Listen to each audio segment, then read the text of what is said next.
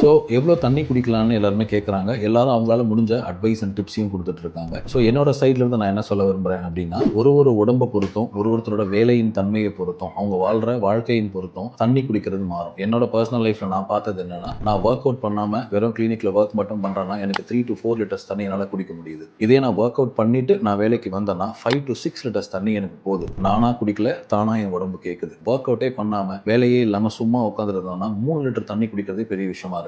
So பசித்து புசின்னு சொல்ற மாதிரி நம்ம ஒர்க் அவுட் எவ்வளோ பண்றோமோ தன்னைத்தானே உடம்பு தானா தண்ணி கேட்க ஆரம்பிக்கும். நீங்க எவ்வளோ பிசிக்கல் ஆக்டிவிட்டி கம்மியா வச்சிருக்கீங்களோ தண்ணி கம்மியா போகும். ஸோ நீங்க நிறைய தண்ணி குடிக்கணும்ன்றது டார்கெட் கிடையாது. உடம்பு கேட்கும் போது தண்ணி கொடுங்க. அது மினிமல் நம்பர்ஸ்ன்னு பார்த்தீங்கன்னா அட்லீஸ்ட் ஒரு 3 லிட்டர்ஸ் ஆச்சு வச்சுக்கோங்க. ஏன்னா இந்த உடம்பு பெரும்பகுதி தண்ணியால ஏற்பட்டிருக்கிறது. தண்ணி உள்ள போகும்போது மெக்கானிசம் நல்லா நடக்கும். உங்க உடம்பு ரொம்ப சந்தோஷமா இருக்கும். ஸோ நல்லா ஒர்க் அவுட் பண்ணுங்க, நிறைய தண்ணி குடிங்க, சந்தோஷமா இருங்க.